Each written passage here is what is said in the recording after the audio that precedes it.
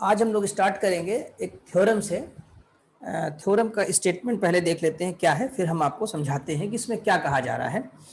The vector grad phi at any point on the surface is normal to the level surface phi x y z equal to c which passes through that point. ये कहा गया है इसमें, यानी यहाँ ये कह रहे हैं कि जो वेक्टर है हमारा ग्रेड फाई एक वेक्टर ही होता है, ठीक। और फाई हमारा जो है एक लेवल सरफेस है, फाई यानी कि जो इक्वेशन शो कर रहा है विच पासेस थ्रू दैट पॉइंट। यानी कि अगर हम इसको यहाँ पर एक सरफेस बनाएं, अगर हम आपसे कहें कि ये हमारी एक सरफेस है, तो सरफेस की जो इक्वेशन होगी वो phi x y z equal to c या फाई इक्वल टू सी। और अगर आप इस पॉइंट पे बात करें, यहाँ पर एक लाइन ले सकते हैं आप इस तरीके से, तो ये डायरेक्शन जो होगी ये आपकी ग्रेड फाई की होगी, यानी grad phi is normal to the surface, perpendicular होगा उस पर आपका ये, राइट। तो इसको कैसे प्रूफ करेंगे ये समझ लेते हैं, इसके बाद इसको जो है अप्लाई भी करेंगे कि याद रखेंगे इस थ्योरम को। The vector grad phi at any point on the surface is normal माने perpendicular to the level surface grad level surface phi x y z equal to c which passes through that point, जो उसे पास करता है। तो इसके लिए हम लोग क्या करेंगे कि पॉइंट लेंगे, let P Q be two close points on the level surface. यहां पर हम बना के आपको बता दे रहे हैं इस तरीके से कि एक लेवल सरफेस हमने सपोज कर ले लिया, ये ऐसे ले सकते हैं। यहाँ पर हमने दो पॉइंट लिए हैं, एक पॉइंट पी ले रहे हैं और एक ये ओरिजिन रहेगा आपका, राइट। और ये एक पॉइंट हम यहाँ पर क्यू ले रहे हैं और एक यहाँ पर ये आपके पास ये पी क्यू हो जाएगा, जिसको ज्वाइन कर सकते हैं, ठीक। एक प्रकार से आप इसको टेंजेंट प्लेन भी कह सकते हैं पी पॉइंट पे। और सरफेस आप ऐसे कर्व ले लीजिए, उसको सरफेस ना मानिए, चलिए सरफेस आप ऐसे ले लीजिए, ये वाली सरफेस, एक नया फिगर बना दिया हमने आपके लिए, ठीक है।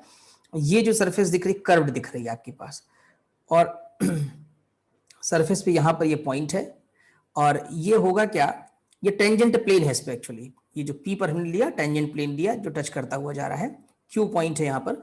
अब ओपी की जो वैल्यू है, ओपी है वो आर, और जो ओ क्यू है वो हो जाएगा आर प्लस डेल्टा आर। तो जो पी क्यू लाइन की इक्वेशन होगी जो टेंजेंट प्लेन पे लाई करेगी, उसकी इक्वेशन क्या होगी, देखिए P x y z Q equal to x plus delta z y plus delta z और z plus delta y plus delta y z plus delta z be two close points on the level surface phi equal to c। let op r दे दिया गया xi plus yj plus zk be the position vector p, then the position vector of q, then होना चाहिए then करके, then the position vector of q oq is equal to r plus delta r, that is x plus delta xi y plus delta yj plus z plus delta zk। Now in limiting position q tends to p, the vector pq chord becomes tangent at p in the given surface। यानी ये एकदम tangent की तरह हो जाएगी इसके ऊपर। यहाँ पर पहले तो दिख रहा है, इसीलिए यहाँ टेंजेंट प्लेन बनाया मैंने एक, यानी कि सरफेस के ऊपर एक टेंजेंट प्लेन बन गया आपका ये। और जब q और p बहुत क्लोज होंगे तो ये टेंजेंट लाइन की तरह काम करेंगे उस सरफेस पर, ठीक।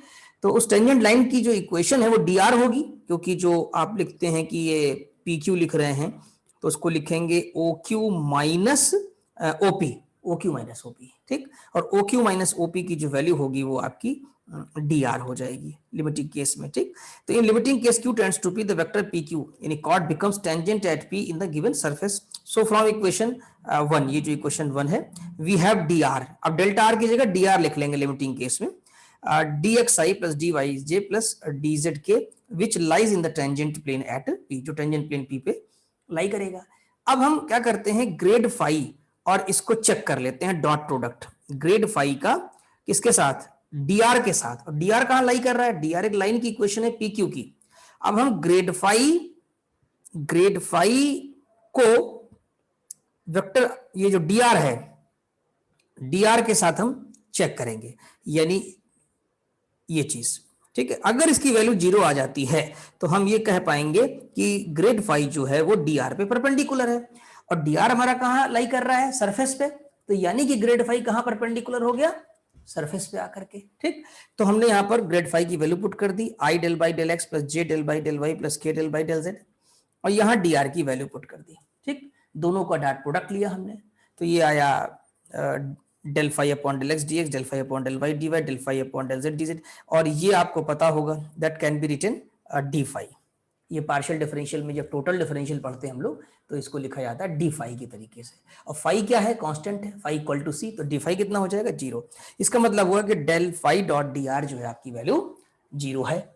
तो हम ये कह सकते हैं कि from this we conclude that grad phi is perpendicular to d r. Figure देखिए, तो यानी परपेंडिकुलर होने का मतलब क्या हुआ कि अब हम ये कह सकते हैं कि इसकी डायरेक्शन क्या रहेगी, इसकी डायरेक्शन इस सरफेस पे या टेंजेंट प्लेन पे, क्योंकि टेंजेंट प्लेन उस पॉइंट पे रहेगा और ग्रेड फाई हमारा पी पॉइंट पे इस डेल्टा आर पे परपेंडिकुलर है, राइट। तो इसलिए हम कह सकते हैं टेंजेंट प्लेन पर पी पॉइंट पे या सरफेस पे भी कह सकते हैं, बात एक ही है, ठीक। तो सी फिगर यहां लिखा हुआ है which in turn implies that grad phi is perpendicular, this is perpendicular है to tangent plane at P, tangent plane पे परपेंडिकुलर है, and therefore grad phi is normal to level surface phi equal to c, this completes the proof. तो I think आपको पूरा ही समझ में आ गया होगा। अब बात ये आती है कि सर ये इसका यूनिट वेक्टर क्या होगा। तो यूनिट वेक्टर निकालने के लिए याद होगा आप कैसे लिखते हैं, unit vector, unit normal vector इसे कह सकते हैं, इसके ऊपर एन के ऊपर वेक्टर लगा सकते हैं या कैप लगा सकते हैं, दोनों चलता है, एन के ऊपर वेक्टर भी लगा है और एन के ऊपर कैप भी लगा, जैसा लिखा होगा एग्जाम में आपको दिया जाए उस तरह देख लीजिएगा। तो यहाँ पर यूनिट नॉर्मल वेक्टर या सरफेस नॉर्मल वेक्टर भी कहते हैं इसको, ठीक। सरफेस पे जो नॉर्मल वेक्टर होगा, सरफेस नॉर्मल वेक्टर, राइट। तो इसका फार्मूला क्या होगा, ग्रेड फाई अपॉन में मॉड ऑफ ग्रेड फाई, क्योंकि आपने पढ़ रखा है ए कैप जो होता है वो वेक्टर ए अपॉन में मॉड ऑफ ए होता है, ठीक। तो एक आर्टिकल तो आपको समझ में आ गया। दूसरा, angle of intersection of to surfaces. अब यहाँ सरफेसेस हम आपको इस तरीके से दिखा रहे हैं, एक सरफेस ये है और एक सरफेस हम और ले रहे हैं इस तरीके से, क्रॉस सेक्शन केवल आपको दिखाई दे रहा है, ये सरफेस हो गई, एक रेड कलर से है, यानी एक सरफेस की इक्वेशन आप मान लीजिए कि ये फाई 1 है और दूसरे सरफेस की इक्वेशन आप मान सकते हैं कि ये फाई 2 है, यानी कि phi 2 is equal to C2 कह दीजिए और ये phi 1 is equal to C1। तो दो सरफेस के बीच का जो एंगल होता है, एंगल ऑफ इंटरसेक्शन, वो एक्चुअली उनके नॉर्मल्स का होता है। अगर हम यहाँ पर इस पॉइंट पर एक नॉर्मल ड्रॉ करें, दैट इज नॉर्मल की जो वैल्यू होगी वो क्या हो जाएगी डायरेक्शन में, ग्रेड फाई 1, जो रेड कलर से एक सरफेस दिख रही है आपको और एक ब्लू कलर से आपको भी दिखेगी, देखिए ये वाली, ये इस पे परपेंडिकुलर होगी, ये जो आपकी फाई 2 है वो फाई 1 पे थी, ठीक है, ये ऐसे आ जाएगा। और इसका जो बनेगा वो ग्रेड फाई 2 हो जाएगा, राइट। अब अगर आप एक सेकंड के लिए सोचिए तो फाई 2 और फाई 1 को आपस में कोइंसाइड करा दीजिए, तो आप पाएंगे कि ग्रेड फाई 1 और ग्रेड फाई 2 भी कोइंसाइड कर जाएंगे। आप ऐसा काम कर सकते हैं, घर पर दो पेंसिल रखिए ऐसे बिल्कुल एक के ऊपर एक रख दीजिए, अब इस वाली पेंसिल को उठाइए 90 डिग्री तक, यानी कि इसको ऐसे खड़ा कर दीजिए इस तरीके से, देख रहे हैं, तो कितना एंगल आ जाएगा 90 डिग्री। तो वो जो सरफेस है, यानी सरफेस के हिसाब से ही नॉर्मल आपका वेरी करेगा, तो इनके बीच का जो एंगल है वो इनके बीच के एंगल के बराबर होगा। अगर इनका बीच का एंगल थीटा है तो इनके बीच का भी एंगल क्या होगा, थीटा। तो इसकी एक डिफिनीशन है कि दो सरफेस के बीच का जो एंगल होता है वो उनके नॉर्मल्स के बीच का एंगल होता है। तो angle of intersection of two surface, if phi 1 equal to, इन्होंने ए लिया, हमने C1 C2 लिया था, कोई बात नहीं, and phi 2 is equal to B are two given surfaces where A and B are constant, the angle of intersection theta of these surfaces given by this. या definition बढ़ा सकते थे, angle of intersection theta of these surfaces is the angle between their normals at the point P, जो भी point आप ले रहे हैं। तो cos थीटा कितना हो जाएगा, grad phi 1 dot grad phi 2 upon में mod of grad phi 1 mod grad phi 2। तो ये फार्मूला आप याद रखेंगे और इससे न्यूमेरिकल लगाए जा सकेंगे। अब हम लोग स्टडी करेंगे डायरेक्शनल डेरिवेटिव। इसका नाम ही है डायरेक्शनल, यानी किसी पर्टिकुलर डायरेक्शन में इसका कंपोनेंट लेना होगा, और डेरिवेटिव, ठीक, डेरिवेटिव का। तो देखिए इसमें क्या लिखा है कि let the scalar field phi x y z equal to c, take 2 points या close 2 points P Q content in the region R, then limit Q tends to P phi Q minus phi P upon P Q is called the directional derivative of phi at p in the direction P Q. If P Q is equal to delta s, then directional derivative, तब directional derivative को जो हम define करेंगे D D को, वो यही formula होगा आपका, limit Q tends to P और phi of Q minus phi of P upon P Q. अच्छा, अब मैं इसका इंटरप्रिटेशन बताता हूं आपको कि किस तरीके से इसको आप करेंगे। बेसिकली है क्या ये डायरेक्शनल डेरिवेटिव में, कि जैसे कि ये आपकी सरफेस है, ठीक, और यहाँ पर ये टेंजेंट प्लेन है, ये डायरेक्शन हो जाएगी आपकी ग्रेड फाई की, ठीक। अब मान लीजिए आप इस डायरेक्शन में निकालना चाहते हैं कंपोनेंट किसका, ग्रेड फाई का, तो इसी को कहेंगे हम लोग डायरेक्शनल डेरिवेटिव। यानी किसी डायरेक्शन में, अगर मान लीजिए ये डी है आपका, ठीक, तो ग्रेड फाई का कंपोनेंट डी के डायरेक्शन में ही डायरेक्शनल डेरिवेटिव कहलाएगा, ठीक है। तो अगर देखें कि मैक्सिमम डायरेक्शनल डेरिवेटिव किधर आएगा, तो आई थिंक कि मैक्सिमम डायरेक्शनल डेरिवेटिव आपका ग्रेड फाई के ही डायरेक्शन में आएगा, सबसे ज्यादा जो कंपोनेंट की वैल्यू होगी वो, क्योंकि जैसे जैसे एंगल कम होता जाएगा, अगर हम इस डी को ले जा करके कोइंसाइड करा दें किसके साथ, ग्रेड फाई के साथ, तो एंगल हो जाएगा 0 और कॉस 0 होता है 1, क्योंकि जब इसकी वैल्यू यहाँ पर लेंगे, कंपोनेंट लेंगे इसके लॉन्ग, तो यहाँ अगर देखा जाए तो आपके पास आने लगेगा grad phi cos theta, mod grad phi cos theta. या आपने पहले भी वेलोसिटी कंपोनेंट पढ़ा हुआ है, आप डी डी को लिख सकते हैं grad phi dot d cap, यानी उस डायरेक्शन में डायरेक्शनल डेरिवेटिव जो आएगा grad phi dot d cap हो जाएगा। और मैक्सिमम डायरेक्शन किधर होगी, इटसेल्फ, अपने डायरेक्शन में, यानी ग्रेड फाई में। तो इसको देखिए यहाँ समझाया गया है, इस चीज को नोट के थ्रू हमने ज्यादा क्लियर किया है इसमें, तो ध्यान दीजिएगा। The d d directional derivative of phi in the direction d is component of grad phi in the direction of d, यानी वो ग्रेड फाई का कंपोनेंट है डायरेक्शन ऑफ डी, जैसा फिगर से हमने बताया। The directional derivative represents the rate of change of phi at point x y z in the direction d, यानी उस डायरेक्शन का क्या रेट ऑफ चेंज होगा ये वो बताएगा आपको, ठीक है। तो इसकी वैल्यू अगर देखा जाए तो यहाँ फार्मूला आपको नहीं दिया है आई थिंक, तो इस फार्मूले को आप लिख सकते हैं, ये लिखा जा सकता है grad phi dot d cap, ऐसे लिख सकते हैं इसको आप, ठीक। अच्छा, आगे देखिए, the maximum value of directional derivative is magnitude of grad phi, यानी जो maximum value of directional derivative होगी मैग्नीट्यूड ऑफ ग्रेड फाई होगी, that is grad phi occurs in the, grad phi comma होना चाहिए, occurs in the direction of grad phi itself, यानी d d max की value जो होगी mod of grad phi हो जाएगी, राइट। अब देखिए एक एग्जाम्पल में, एक फार्मूला तो याद रखिएगा कि grad phi dot d cap, इस एग्जाम्पल से बिल्कुल आपको क्लियर हो जाएगा। वैसे एक फार्मूला नीचे हमने दिया है, शायद यहाँ पर the required directional derivative d d is equal to grad phi dot d cap होता है, तो न्यूमेरिकल से बहुत अच्छे से कंसेप्ट क्लियर हो जाएगा। Find the directional derivative of x y z, इसको ये हो गया फाई इन द डायरेक्शन, ये हो गया डी, और ये हो गया आपका पॉइंट, डायरेक्शन निकालेंगे। तो अब स्टेप बाय स्टेप सोल्यूशन करते हैं इसका। Given equation of surface phi, equation number 1 दिया हुआ है, phi equal to x y z square, direction d आपको दी हुई है, ग्रेड फाई निकाल लीजिए। ग्रेड फाई निकालना बहुत आसान है, आपने पढ़ रखा है। पहले डेल की वैल्यू पुट करेंगे, फिर फाई की रखेंगे, उसको इंपोज करेंगे एक एक करके हर ऑपरेटर पे, और आपको ग्रेड फाई की वैल्यू मिल जाएगी। और ये न्यूमेरिकल यानी कि 3i प्लस 2j प्लस 12 के नंबर के फॉर्म में आ जाएगी, वेरिएबल हट जाएगा क्योंकि पॉइंट अप्लाई कर देंगे 2 3 1। Now from two unit vector d cap निकाल लीजिए, इससे डी कैप कैसे निकलेगा, d upon mod of d, ये निकला है आपके पास। देयरफॉर डायरेक्शनल डेरिवेटिव का जो फार्मूला हमने बताया आपको कि grad phi dot d cap कर लीजिए, आ गया -4/√6। तो this is the value of directional derivative, ठीक।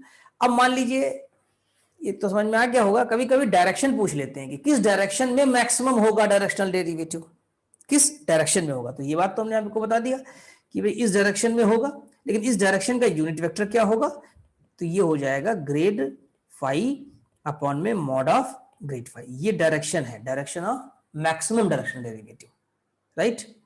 तो यहाँ पर एक फॉर्मूला दिया हुआ है कि for maximum directional derivative the direction will be, ठीक है, डायरेक्शन क्या होगी, ग्रेड फाई अपॉन में मॉड ऑफ ग्रेड फाई। और मैक्सिमम वैल्यू कितनी होगी, वो नोट नंबर 3 में हमने दिया है, the maximum value of directional derivative is the magnitude of grad phi, that is mod of grad phi. याद रखिएगा, वैल्यू अलग है और मैक्सिमम डायरेक्शन अलग है। डायरेक्शन के लिए एन कैप निकालना होगा और वैल्यू के लिए मॉड ऑफ ग्रेड फाई निकालना होगा। अब कुछ प्रॉब्लम्स में हम आपको हिंट भी दे देते हैं जिससे आसानी से आप सॉल्व कर पाएंगे। जैसे लिखा है find the unit normal to the surface, तो समझ गए होंगे आपको ये एन कैप का फार्मूला लगाना है। यही फार्मूला है जो मैक्सिमम का डायरेक्शन का एन कैप है, वही एन कैप उसका यूनिट वेक्टर भी है। तो पहली प्रॉब्लम तो आपसे सॉल्व हो जाएगी, कोई मुश्किल नहीं। Find the directional derivative phi, ये बिल्कुल इसी एग्जाम्पल की तरीके से है जो अभी एग्जाम्पल नंबर 1 आपने किया, सेम टू सेम है। क्वेश्चन नंबर 2 कर लेंगे, ठीक। 3 में क्या है, find the directional derivative of the function f, phi ले या एफ एक ही बात है, at the point in the direction P Q. अब देखिए पी क्यू, यहां पर आपको पी और क्यू दिया हुआ, डी नहीं दिया है। तो एक्चुअली में इस प्रॉब्लम में जो डी है वो है पी क्यू, और पी क्यू को आप लिख सकते हैं ओ क्यू माइनस ओपी। अब आप कहेंगे ओपी कितना दिया हुआ है, ये ओपी है जो पी पॉइंट है, आई प्लस 2j प्लस 3 के, ये ओपी हो जाएगा। और जो क्यू दिया है आपको ये वाला पॉइंट ओ क्यू हो जाएगा, कितना ओ क्यू कितना हो जाएगा 5i प्लस 4k, और यहाँ सब्ट्रैक्ट कर देंगे डी आ जाएगा। और जब डी आ जाएगा तो जैसे ही आपने एग्जाम्पल नंबर 1 लगाया है जिस प्रकार से, एग्जाम्पल नंबर 1 की तरह फिर आपका क्वेश्चन नंबर 3 भी हो जाएगा, कोई मुश्किल नहीं। चौथे की हिंट देते हैं, find the greatest rate of increase of F. तो ग्रेटेस्ट के लिए भी आपको बताया था कि मॉड ऑफ ग्रेट एफ निकाल लेंगे, मैक्सिमम या ग्रेटेस्ट एक ही बात है। Maximum value of the directional derivative को ही greatest rate of increase of f कहा जाता है। तो ये निकालेंगे, उस पॉइंट पे निकालेगा। फिर पूछ रहे हैं इन व्हाट डायरेक्शन, अब की बार डायरेक्शन पूछी जा रही है, ठीक है। In what direction this the directional derivative is maximum. तो डायरेक्शन के लिए भी हमने क्या पढ़ा, रिमार्क में पढ़ा था कि डायरेक्शन का मतलब है ग्रेड फाई अपॉन में मॉड ऑफ ग्रेड फाई, ये इस डायरेक्शन में मैक्सिमम होगा, ठीक। Find also maximum directional derivative, तो फिर उसके लिए तो फिर आपको मॉड ऑफ, अगर इसको फाई मानते हैं तो मॉड ऑफ ग्रेड फाई निकालना पड़ेगा, और डायरेक्शन के लिए एन कैप निकालना होगा, ठीक। इतने आसान क्वेश्चन हैं। Find the directional derivative phi at this in the direction parallel to, तो इसका मतलब है ये पैरेलल टू का मतलब है डी दिया हुआ है, ये डी इज इक्वल टू हो जाएगा 2i प्लस जे, 2i प्लस जे प्लस 2k, क्योंकि पैरेलल है तो डायरेक्शन तो सेम होगी, ठीक। यानी इनका मतलब कहने का था, अगर हम इस बात को फिगर से समझें कि किसी पॉइंट पे आपने डायरेक्शन डेरिवेटिव निकालना है, ये आपका है ग्रेड फाई, ये आपको डायरेक्शन दी हुई कि इस डायरेक्शन में निकालिए, डायरेक्शन बाहर दी हुई है, तो आपने भी ऐसे कर लिया पैरेलल, ये हो गया आपके पास, ये डी हो गया, ठीक। ये डायरेक्शन यहाँ दी है तो डायरेक्शन तो सेम हो जाएगी ना पैरेलल होने की वजह से, तो 7th भी लग जाएगा। Find the directional derivative of phi at the point this in the direction vector this, तो एग्जांपल 2 है, बिल्कुल सिंपल है।